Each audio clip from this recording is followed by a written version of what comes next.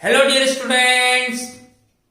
तो हम लोग रिफाइनिंग ऑफ द मेटल को स्टडी कर रहे हैं, जिसमें हमने 3 मेथड्स आपको पिछले वीडियो में पढ़ाया था।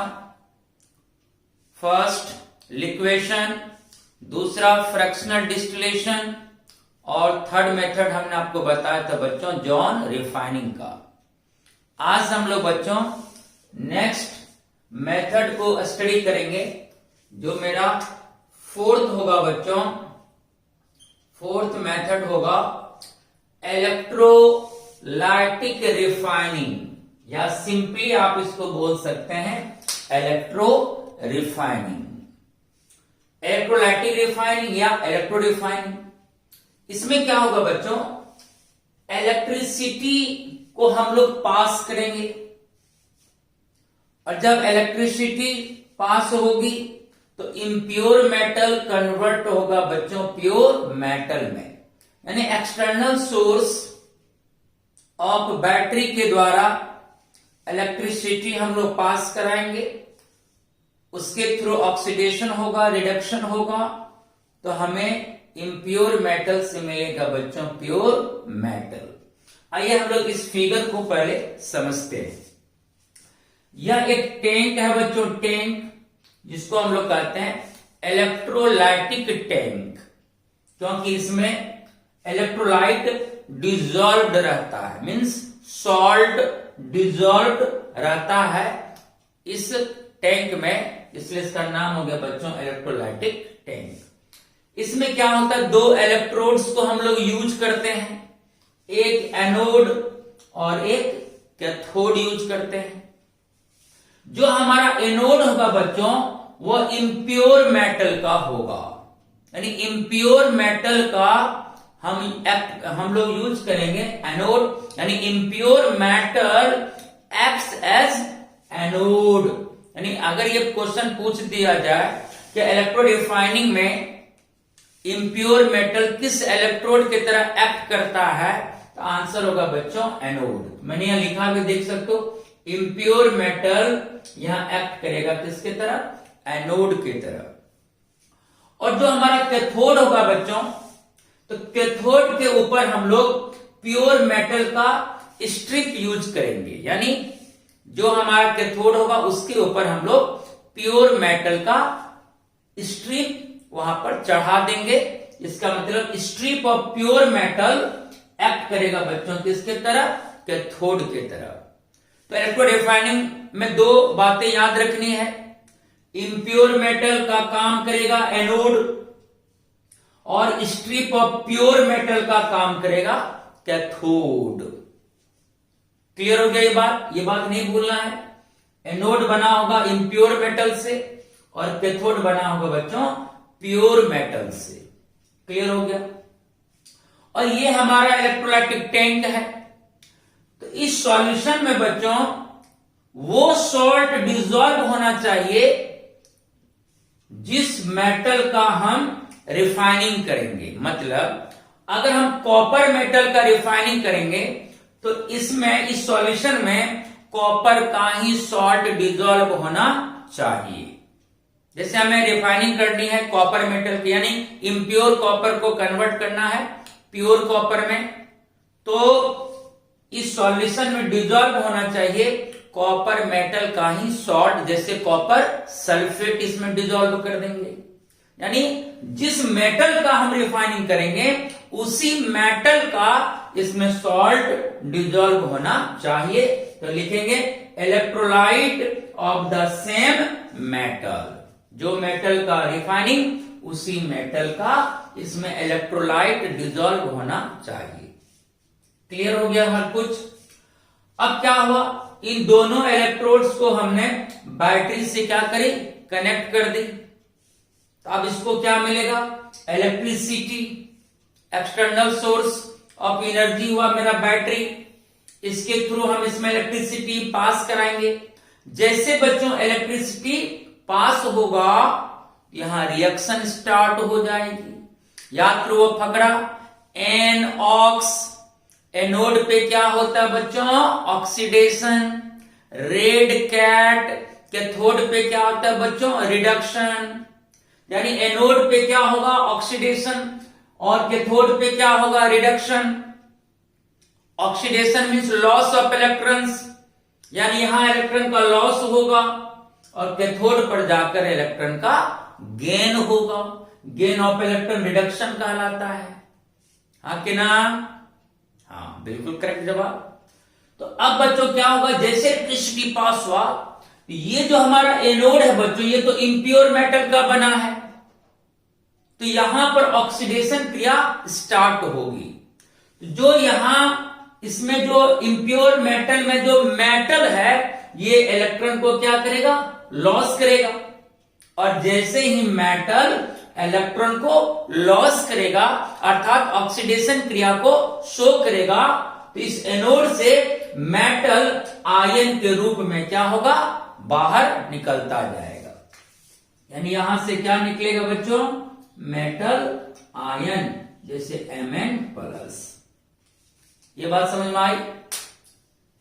एनोड बना है इम्प्योर मेटल का, तो अब यहां ऑक्सीडेशन स्टार्ट होगी, तो यहां जो मेटल है बच्चों, ये मेटल इलेक्ट्रॉन को क्या करेगा, देखो लॉस करेगा, और जैसे ही मेटल इलेक्ट्रॉन को लॉस करेगा, तो मेटल यहां से आयन के रूप में सॉल्यूशन में आता जाएगा। देखो इलेक्ट्रॉन लॉस किया, कुछ मेटल बाहर हो गया, इलेक्ट्रॉन लॉस किया, कुछ मेटल क्या हो गया, मेटल आयन वहां से बाहर हो गया, और धीरे धीरे धीरे धीरे क्या होगा, इस तरह से ऑक्सीडेशन क्रिया होती रहेगी, और सारा प्योर मेटल एनोड से निकलकर मेटल आयन के रूप में इस सॉल्यूशन में आएगा, और उसके बाद क्या होगा, यह मेटल आयन मूव करेगा किधर बच्चों, कैथोड की तरफ, क्योंकि जो मेटल आयन निकला वो कैटायन है, कैटायन किधर मूव करता है, कैथोड की तरफ। तो जो मेटल आयन एनोड से सॉल्यूशन में आएगा, वह मेटल आयन बच्चों मूव कर जाएगा किधर, कैथोड के तरफ, और यह मेटल आयन कैथोड पर आकर क्या करेगा, जो इलेक्ट्रॉन आ रहा है उसको क्या करेगा बच्चों, गेन करेगा, और इलेक्ट्रॉन को गेन करके यह मेटल आयन न्यूट्रलाइज हो जाएगा, और कैथोड पर क्या होगा बच्चों, डिपॉजिट हो जाएगा। बस सिंपल सा इसका स्टोरी है, क्लियर?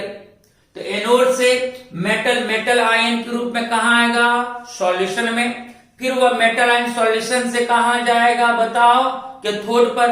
अब कैथोड पर जाकर क्या करेगा, इलेक्ट्रॉन गेन करेगा, अर्थात रिडक्शन क्रिया को निभाएगा, और मेटल आयन रिड्यूज होकर इस प्योर मेटल के ऊपर क्या होगा बच्चों, डिपॉजिट हो जाएगा। इस तरह से क्या होगा, सारा प्योर मेटल एनोड से निकलेगा, और सारा प्योर मेटल एनोड से निकलकर कैथोड पर जाकर क्या होगा बच्चों, डिपॉजिट हो जाएगा, जमा हो जाएगा, यानी सारा प्योर मेटल आपको प्राप्त होगा कहां पर बच्चों, कैथोड के ऊपर। क्लियर हो गया? अगर ये क्वेश्चन आए कि इलेक्ट्रोड रिफाइनिंग में प्योर मेटल कहां प्राप्त होता है, कहां डिपॉजिट होता है, तो आंसर होगा बच्चों कैथोड पर। एनोड से निकला आयंस के फॉर्म में सॉल्यूशन में आया, वहां से जाके कैथोड पर गया, और वहां रिड्यूस होकर डिपॉजिट हो गया, तो सारा प्योर मेटल एनोड से निकला और जमा हो गया कहां बच्चों, कैथोड पर जमा हो गया। बस यही कहानी है इलेक्ट्रो रिफाइनिंग की। तो अंत में क्या होगा, जब सारा प्योर मेटल एनोड से निकलकर कैथोड पर डिपॉजिट हो जाएगा, तो एनोड साइड केवल बच जाएगा क्या, इम्प्यूरिटीज, क्योंकि मेटल तो सारा निकल के चला गया कैथोड पे। अब तो यहां केवल क्या बचेगा, इम्प्यूरिटीज। तो जो इम्प्यूरिटीज बचेगा बच्चों, वह दो नेचर का होगा, एक सॉल्युबल इम्प्यूरिटीज होगा और एक इनसॉल्युबल इम्प्यूरिटीज होगा। जो सॉल्युबल इम्प्यूरिटीज होगा वह इस सॉल्यूशन में घुल जाएगा, और जो इनसॉल्युबल इम्प्यूरिटीज होगा वह एनोड के नीचे यहां पर क्या होगा बच्चों, जमा हो जाएगा, एक कीचड़ के रूप में यहां पर लगेगा, जमा हो गया, मड के रूप में, मड मींस कीचड़, मिट्टी के रूप में यहां एनोड के नीचे वह सेटल डाउन, नीचे यहां पर बैठ जाएगा, और इम्प्यूरिटीज जो यहां नीचे एनोड के नीचे सेटल डाउन हो गया, यहां जो कीचड़ के जैसा यहां पर बन गया इम्प्यूरिटीज, उसी को कहते हैं बच्चों हम लोग एनोड मड बोलते हैं। क्या बोलते हैं बच्चों? Anode mud. इम्प्यूरिटीज का कीचड़ हुआ ये, इसको बोलेंगे एनोड मड। और जो सॉल्युबल इम्प्यूरिटीज था वो तो सॉल्यूशन में डिसॉल्व हो गया, इनसॉल्युबल इम्प्यूरिटीज एनोड के नीचे बैठ गया, और इसी को कहते हैं हम लोग बच्चों एनोड मड। तो हमने अभी क्या करा, एक्सटर्नल सोर्स जो यूज करा बैटरी के द्वारा, इलेक्ट्रिसिटी पास कराया, तो ऑक्सीडेशन हुआ एनोड पर, रिडक्शन हुआ कैथोड पर। तो एनोड से सारा प्योर मेटल ऑक्सीडाइज करके इलेक्ट्रॉन को लॉस करके आयंस के रूप में सॉल्यूशन में आ गया। अब वो मेटल आयंस मूव करके पहुंचा कहां? कैथोड पर, वहां जाकर वह इलेक्ट्रॉन को गेन किया, अर्थात रिड्यूस हुआ, और रिड्यूस होकर वह कैथोड पर जाके जमा हो गया। तो प्योर मेटल मिल गया हमको कैथोड पे, इधर केवल बच गया इम्प्यूरिटीज। वही इम्प्यूरिटीज यहां सेटल डाउन हो गया, जिसको हम बोलेंगे बच्चों एनोड मड। यही कहानी आप पढ़ लीजिए खुद से। This method is based upon the phenomena of electrolysis. Electrolysis के थ्रू ही हम इलेक्ट्रो रिफाइनिंग करते हैं। द इम्प्योर मेटल, देखो यहां लिखा the impure metal is made anode, यानी इम्प्योर मेटल का बना होगा anode, where as strip of the pure metal is made cathode. और कैथोड के ऊपर प्योर मेटल का क्या चढ़ा दिया जाता है? स्ट्रिप, यानी एक तरह से लेयर चढ़ा दिया जाता है। And electrolyte of the same metal is used as medium, और इस सॉल्यूशन में उसी मेटल का हम लोग इलेक्ट्रोलाइट को डिसॉल्व करते हैं। इलेक्ट्रोलाइट मीन सॉल्ट, कॉपर का अगर हम रिफाइनिंग करेंगे तो कॉपर का सॉल्ट इस मीडियम में हम लोग डिसॉल्व करेंगे। ऑन पासिंग इलेक्ट्रिसिटी, अब जब हम लोग सॉल्यूशन में इलेक्ट्रिसिटी को पास करते हैं, on passing electricity the metal from the anode, जो प्योर मेटल है एनोड में, वो जो प्योर मेटल है बच्चों एनोड से निकलेगा, एनोड से निकलेगा और आ जाएगा कहां? सॉल्यूशन में एज आयंस, यानी आयंस के रूप में। तो on passing electricity the metal from the anode goes into solution as ions, और मेटल एनोड से निकलकर आयंस के रूप में आ जाएगा कहां? सॉल्यूशन में। ड्यू टू ऑक्सीडेशन, क्योंकि इलेक्ट्रॉन लॉस करके ही वह मेटल आयन के रूप में सॉल्यूशन में आएगा, तो ऑक्सीडेशन हुआ मेटल का। And pure metal deposited at the cathode, और वो मेटल आयन सॉल्यूशन से पहुंचेगा कहां? कैथोड पर, वहां जाकर उसका रिडक्शन होगा, कैथोड पर जाकर सारा प्योर मेटल डिपोजिट होगा due to reduction of metal ions. सारा मेटल आयन जाके कैथोड पे रिड्यूस हो जाता है, यानी वहां जाकर इलेक्ट्रॉन को गेन करता है, और चार्ज उसका न्यूट्रलाइज हो जाता है, और प्योर मेटल वहां पर डिपॉजिट हो जाता है। The impurities settle down below the anode as anode mud, जो अशुद्धियां थी वह एनोड के नीचे बैठ जाएगा, जिसको हम लोग कहेंगे एनोड मड बोल देंगे। बोलो क्लियर हो गया? When copper is refined in this way, suppose करो बच्चों इसी प्रोसेस के थ्रू हम कॉपर का रिफाइनिंग करने जा रहे हैं, तो उसमें क्या होगा? जब कॉपर का रिफाइनिंग होगा तो वही कॉपर आयन के रूप में सॉल्यूशन में आएगा, वो कॉपर आयन कैथोड पर पहुंचेगा, इलेक्ट्रॉन गेन करेगा और वहां पर जाके डिपॉजिट हो जाएगा। तो यहाँ एक अच्छी बात है, सब्जेक्टिव क्वेश्चंस भी आती है। When copper is refined in this वे, अगर इस विधि से हम कॉपर का रिफाइनिंग करेंगे बच्चों, तो इसका जो एनोड मड होगा कॉपर के रिफाइनिंग में, जो हम एनोड मड वहां फॉर्म होगा बच्चों एनोड के नीचे, तो anode mud contains antimony, tellurium, gold, silver, platinum, selenium, ये सब एनोड मड में महंगा महंगा धातु भी आपको वहां प्राप्त होगा।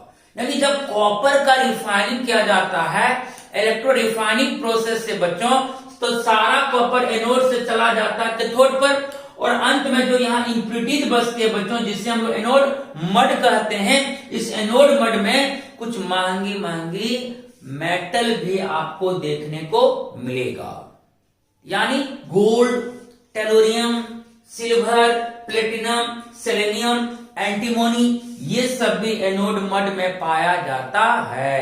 यानी कॉपर में अशुद्धि के रूप में बच्चों ये सब धातु भी मौजूद था, इसलिए वो एनोड मेड में आपको देखने को मिलेगा।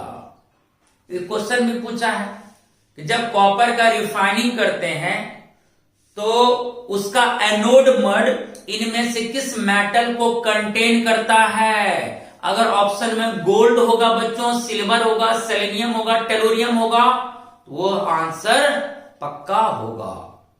ये बात आपको माइंड में रखना है कि during refining of copper metal the anode mud contains, अगर ऑप्शन में गोल्ड होगा तो आंसर आप गोल्ड मार सकते हैं, अगर सिल्वर होगा तो सिल्वर भी आंसर होगा। इनमें से जो भी रहेगा याद रखना, कॉपर के रिफाइनिंग में जो उसका एनोड मड होता है वह इन धातुओं को कंटेन करता है।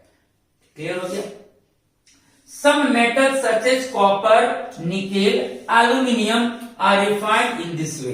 यानी इन धातुओं का इस प्रोसेस के थ्रू, इस मेथड के थ्रू प्यूरिफिकेशन किया जाता है, रिफाइनिंग किया जाता है। जैसे एनोड पे क्या होता है बच्चों?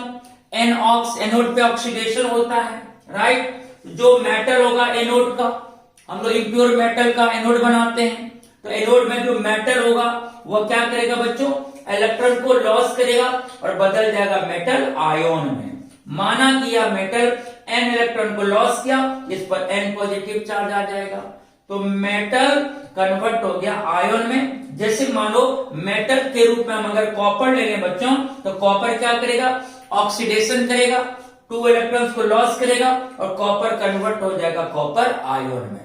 यही कॉपर आयन के रूप में कन्वर्ट होता है और ये आयन आ जाता है एनोड से कहां? सॉल्यूशन में, और उसके बाद वहां से मूव करके जाता है कहां? कैथोड पर। जब कैथोड पर पहुंचेगा तो वहां क्या होगा बच्चों? रिडक्शन। रेड क्या? कैथोड पे रिडक्शन होगा और कैथोड पर जाकर मेटल आयन इलेक्ट्रॉन्स को गेन करेगा और उसी जगह क्या होगा? न्यूट्रलाइज होकर डिपोजिट हो जाएगा। जैसे कॉपर आयन कैथोड पर पहुंचा, इलेक्ट्रॉन्स को गेन किया और वहां कॉपर के रूप में कैथोड पर डिपॉजिट हो गया। आपको प्योर कॉपर एनोड से निकला और एनोड से निकलकर सारा प्योर कॉपर आपको प्राप्त हुआ कहां बच्चों? कैथोड पर। तो प्योर मेटल कहां मिला इलेक्ट्रोडिफाइनिंग प्रोसेस में? तो कैथोड पर मिला। बोलो पूरी कहानी समझ में आ गई? तो इस प्रोसेस से जब हम कॉपर का रिफाइनिंग करते हैं बच्चों, copper obtained by this process is 99.95% pure. यानी इलेक्ट्रो रिफाइनिंग प्रोसेस से जब हम कॉपर को कैथोड पर पाते हैं तो उसकी शुद्धता होती है कितनी परसेंट? 99.95% प्योर कॉपर हमें इलेक्ट्रो रिफाइनिंग प्रोसेस से प्राप्त होती है। बोलो मजा आया? बहुत ही इजी कॉन्सेप्ट इलेक्ट्रो रिफाइनिंग का। ओके बच्चों, जल्दी से स्क्रीनशॉट लीजिए, जस्ट हम अगले मेथड पर आते हैं।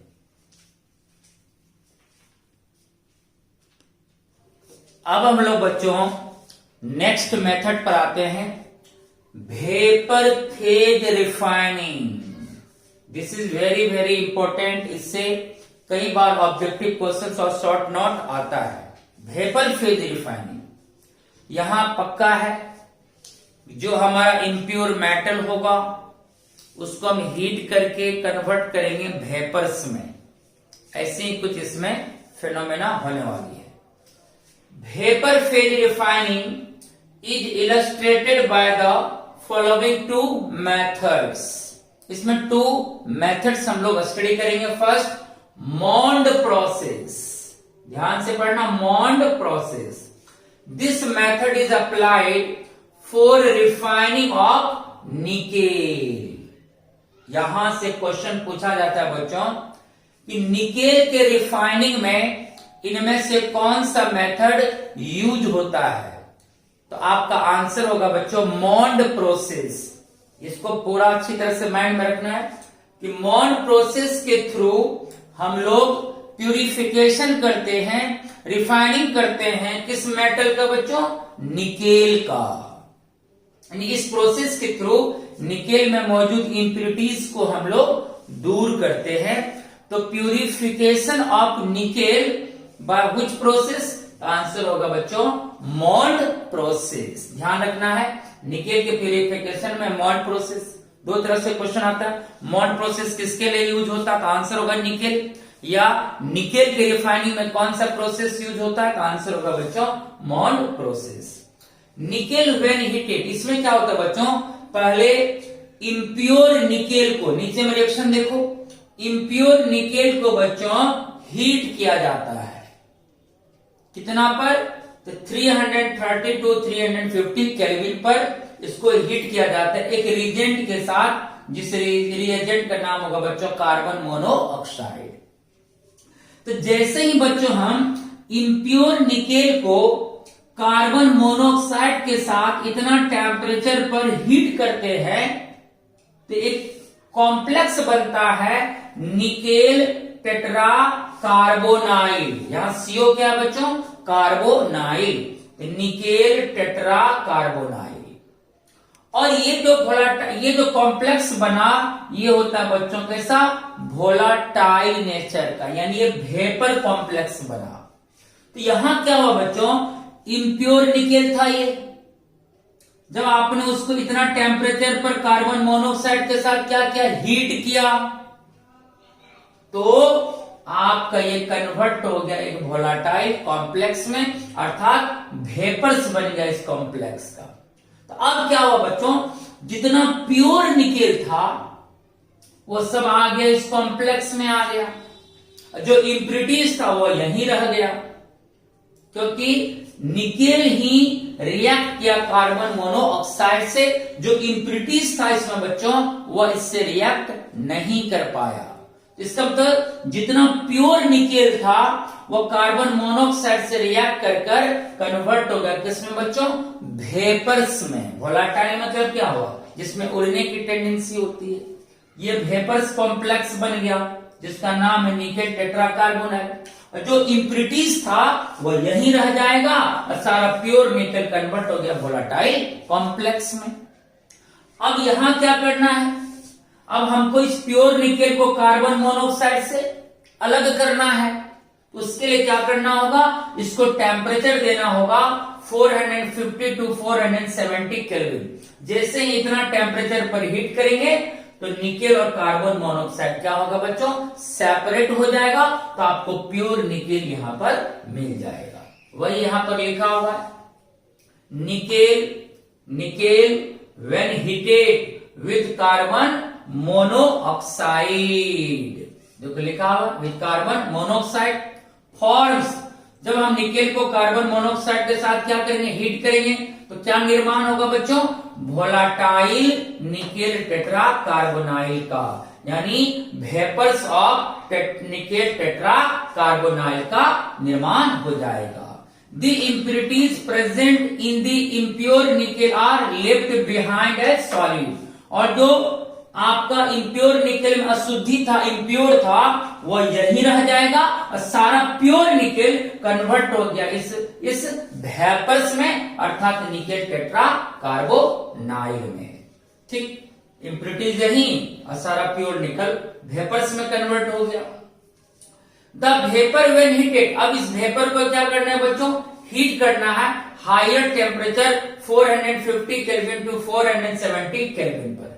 जैसे ही अब आप इस कॉम्प्लेक्स को हीट करेंगे, इस वोलाटाइल कॉम्प्लेक्स को हीट करेंगे, तो ये क्या होगा बच्चों? डिकम्पोज कर जाएगा, अर्थात ये टूट जाएगा, गिविंग प्योर निकेल। तब ये कॉम्प्लेक्स जब टूटेगा तो आपको मिलेगा बच्चों प्योर निकेल, और इससे अलग हो गया कौन? Carbon monoxide. देखो कितना मस्त मेथड था ये। शॉर्ट नोट भी आएगा मोल्ड प्रोसेस में लिखने के लिए, तो आप ये रिएक्शन वहां पर इंडिकेट कर देंगे। क्लियर हो गया? अनदर मेथड है बच्चों van Arkel method for refining zirconium और टाइटेनियम। जैसे मोल्ड प्रोसेस के थ्रू हमने निकेल का रिफाइनिंग किया, इम्प्योर निकेल को प्योर निकेल में कन्वर्ट किया, उसी तरह बच्चों वेन अर्केल मेथड के द्वारा हम लोग रिफाइनिंग करेंगे किसका? जर्कोनियम और टाइटेनियम मेटल का। यानी हम लोग यहाँ इम्प्योर जर्कोनियम को या इम्प्योर टाइटेनियम को कन्वर्ट करेंगे प्योर जर्कोनियम और टाइटेनियम में। इससे भी एक ऑब्जेक्टिव क्वेश्चन आता है कि वेन आर्केल मेथड किस मेटल के रिफाइनिंग में यूज होता है, तो आंसर होगा जर्कोनियम या टाइटेनियम। इन दो मेटल्स का रिफाइनिंग हम लोग वेन आर्केल मेथड के द्वारा करते हैं। इसमें क्या होगा, impure metal is heated in an evacuated vessel. Evacuated vessel में बच्चों हम लोग इम्प्योर मेटल को, impure metal means impure zirconium और इम्प्योर टाइटेनियम, इम्प्योर मेटल को क्या करते हैं बच्चों, आयोडीन के साथ हीट करते हैं। यहां पर निकेल को वोलेटाइल में कौन बदला, कार्बन मोनोऑक्साइड था यहाँ रिएजेंट, इसी के द्वारा यहाँ निकेल वेपर्स में कन्वर्ट हुआ। और यहां बच्चों जर्कोनियम और टाइटेनियम को वोलेटाइल कॉम्प्लेक्स में कन्वर्ट करेगा कौन, आयोडीन। याद रखना मॉल्ट प्रोसेस में वोलेटाइल रिएजेंट यूज होता है, रिएजेंट यूज होता है कार्बन मोनोऑक्साइड, और वेन आर्केल मेथड में बच्चों वोलेटाइल रिएजेंट यूज होता है कौन, आयोडीन। जब हम इवैक्यूटेड वेसल में इम्प्योर मेटल को आयोडीन के साथ क्या करेंगे बच्चों, हीट करेंगे, तो निर्माण होगा बच्चों मेटल आयोडाइड का, Mi4 का। M के प्लेस पर हम जर्कोनियम रख सकते हैं या टाइटेनियम, अर्थात जर्कोनियम आयोडाइड का निर्माण होगा या titanium iodide is formed which vaporises. और जैसे ही आप मेटल को आयोडीन के साथ हीट करेंगे तो वह वेपोराइज हो जाएगा मेटल आयोडाइड के रूप में। क्लियर हो गया, यानी जर्कोनियम वेपोराइज हो गया, वेपोराइज हो गया किस फॉर्म में, मेटल आयोडाइड के रूप में। लिविंग बिहाइंड इम्प्रिटीज, और इम्प्रिटीज वहीं रह गया, और जो आपका मेटल था बच्चों वह मेटल आयोडाइड के रूप में वेपोराइज हो गया, और आपका इम्प्रिटीज वहीं रह गया सॉलिड स्टेट में, क्योंकि वो आयोडीन के साथ रिएक्ट नहीं कर पाया, तो अब सारा इम्प्रिटीज वहीं रह जाएगा, और जितना प्योर मेटल था वह मेटल आयोडाइड के रूप में वेपोराइज हो गया। तो इम्प्रिटीज वहीं रह गया और प्योर मेटल मेटल आयोडाइड के रूप में क्या हो गया, वेपोराइज हो गया। द गैसेस मेटल आयोडाइड, अब जो बना हमारा बच्चों वेपर्स मेटल आयोडाइड या gases metal iodide is decompose, इसके बाद इसको क्या कहा जाएगा बच्चों, डिकम्पोज किया जाएगा। कैसे, ऑन हॉट टंगस्टन फिलामेंट। याद करो बल्ब समय पहले टंगस्टन फिलामेंट यूज होता था। अब हम लोग क्या करेंगे, जो मेटल आयोडाइड बना, जो मेटल आयोडाइड बना वेपर्स फॉर्म में, अब हमको इस मेटल आयोडाइड से आयोडीन को अलग करना होगा, तभी हमको प्योर मेटल प्राप्त होगा। तो उसके लिए बच्चों हम लोग क्या करते हैं, मेटल आयोडाइड को हॉट टंगस्टन फिलामेंट के द्वारा क्या करते हैं, हीट करते हैं। मान लो इलेक्ट्रिसिटी पास कराएंगे तो वहां फिलामेंट क्या हो जाएगा, पूरी हॉट हो जाएगी। काफी हाई टेम्परेचर सप्लाई करेंगे इलेक्ट्रिसिटी के द्वारा तो फिलामेंट काफी गर्म होगा, काफी हाई टेम्परेचर पर।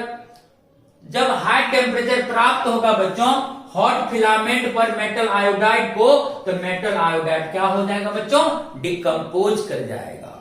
तो मेटल और आयोडीन क्या होगा, अलग हो जाएगा। तो सारा प्योर मेटल उस टंगस्टन फिलामेंट पर क्या हो जाएगा बच्चों, डिपोजिट हो जाएगा।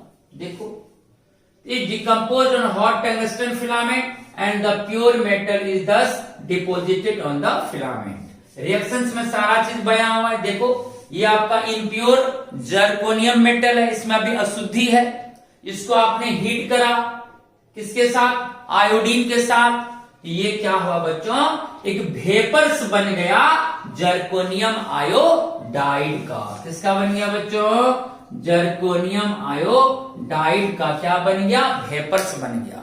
तो अब क्या हुआ, जो प्योर जर्कोनियम मेटल था वो अब कन्वर्ट हो गया किसमें बच्चों, वेपर्स में, और जो इम्प्रिटीज था वह यही रह जाएगा। तो सारा प्योर जर्कोनियम मेटल वेपर्स में कन्वर्ट हो गया, वह वेपर्स हुआ जर्कोनियम आयोडाइड। तो शुद्ध मेटल मेरा यहां आ गया वेपर्स में और अशुद्धि वही रह गया। अब यहां से बस आयोडीन को केवल क्या करना है, सेपरेट करना है। इसको टंगस्टन फिलामेंट के द्वारा हीट प्रदान किया जाएगा, कितना, 1800 केल्विन। तो जर्कोनियम आयोडाइड डिकम्पोज होगा, तो आयोडीन इससे अलग हो गया और हमको प्योर जर्कोनियम टंगस्टन फिलामेंट पर क्या होगा, जमा मिल जाएगा, डिपोजिट हो जाएगा। उसी तरह आप यहां बच्चों टाइटेनियम के साथ भी वही काम करेंगे। टाइटेनियम को हम इतना टेम्परेचर पर क्या करेंगे, आयोडीन के साथ हीट करेंगे, तो सारा प्योर टाइटेनियम मेटल आयोडीन से रिएक्ट करके कन्वर्ट हो जाएगा बच्चों वेपर्स में, और वह वेपर्स का नाम होगा टाइटेनियम आयोडाइड। तो सारा प्योर टाइटेनियम मेटल आ गया कहां बच्चों, वेपर्स में, और यहां बच जाएगा केवल इम्प्यूरिटीज। इम्प्यूरिटीज वहीं रह जाएगा, और जो आपका प्योर मेटल था वह किस में कन्वर्ट हो गया, वेपर्स में कन्वर्ट हो गया। अब इस वेपर्स को बस क्या करना है, 1675 केल्विन पर टंगस्टन फिलामेंट के द्वारा हीट प्रदान करना है। जैसे इतना हीट मिलेगा, टाइटेनियम आयोडाइड क्या होगा बच्चों, डिकम्पोज कर जाएगा, तो आपको प्योर टाइटेनियम मेटल की यहां प्राप्ति हो जाएगी। बोलो फुल्ली क्लियर हो गया, कोई प्रॉब्लम्स नहीं हुआ। तो मॉन्ड प्रोसेस के द्वारा निकेल का रिफाइनिंग होता है, वेन अर्केल मेथड के द्वारा जर्कोनियम और टाइटेनियम का रिफाइनिंग होता है। इसमें वोलाटाइल में बदलने वाला यानी वेपर्स में बदलने वाला रिएजेंट कार्बन मोनोऑक्साइड यूज होता है। जब निकेल को कार्बन मोनोऑक्साइड के साथ रिएक्ट कराओगे, टेम्परेचर दोगे तो बदल जाएगा वेपर्स में, वह वेपर बनेगा निकेल टेट्राकार्बोनाइल का। फिर उसको आप हीट कर दीजिए तो निकेल आपका अलग हो जाएगा, कार्बन मोनोऑक्साइड अलग हो गया, प्योर निकेल आपको मिल गया। उसी तरह बच्चों यहाँ जर्कोनियम और टाइटेनियम में क्या करना है, इम्प्योर जर्कोनियम और टाइटेनियम मेटल को क्या करना है, आयोडीन के साथ हीट करना है। जैसे आयोडीन के साथ हीट करेंगे तो सारा प्योर मेटल कन्वर्ट हो जाएगा वेपर्स में, मेटल आयोडाइड का वेपर्स बनेगा, जर्कोनियम आयोडाइड और टाइटेनियम आयोडाइड का वेपर्स बनेगा, और इम्प्यूरिटीज वहीं रह जाएगा। अब उस वेपर्स को क्या करना है, डिकम्पोज करना है, तोड़ना है, डिसोसिएट करना है। उसके लिए हाई टेम्परेचर अप्लाई करेंगे टंगस्टन फिलामेंट के द्वारा, तब क्या होगा बच्चों, जो प्योर जर्कोनियम या टाइटेनियम मेटल है वो टंगस्टन फिलामेंट पर डिपोजिट हो जाएगा, और उससे आयोडीन अलग होगा, तो हमको सारा प्योर जर्कोनियम और टाइटेनियम मेटल टंगस्टन फिलामेंट पर प्राप्त हो जाएगा। This is very important for objective question और शॉर्ट नोट क्वेश्चन। तो ध्यान रखना, ये पूछता है क्वेश्चन बोर्ड में बच्चों कि मॉन्ड प्रोसेस के बारे में और वेन अर्केल मेथड के बारे में। ओके बच्चों, कभी अगर हो तो हम ये क्वेश्चन कर सकते हैं कि बताओ निकेल का रिफाइनिंग किसके द्वारा, तो बोलना मॉन्ड प्रोसेस, टाइटेनियम और जर्कोनियम का रिफाइनिंग किसके द्वारा, तो बोलना है वेन अर्केल मेथड। ओके बच्चों, चलिए स्क्रीनशॉट लीजिए जल्दी से, चलिए स्क्रीनशॉट लीजिए। इसके बाद बच्चों मात्र एक मेथड बच गया, क्रोमेटोग्राफिक मेथड। तब मेटल के प्यूरिफिकेशन का वह लास्ट मेथड होगा। हम अभी तक बच्चों 5 मेथड्स आपको पढ़ा चुके हैं। ओके बच्चों, लेंगे स्क्रीनशॉट। तो फिर हम लोग नेक्स्ट वीडियो में मिलेंगे बच्चों क्रोमेटोग्राफिक मेथड के साथ, जो लास्ट मेथड होगा मेटल के प्यूरिफिकेशन का। फिर उसके बाद हम लोग कुछ 2-3 लॉन्ग क्वेश्चंस पढ़ेंगे, एक्सट्रैक्शन ऑफ आयरन का, फिर एल्युमिनियम का, फिर कॉपर का। ओके बच्चों, तब तक के लिए अपना ख्याल रखें, मस्ती से पढ़ते रहें। ओके बच्चों, टेक केयर एंड बाय।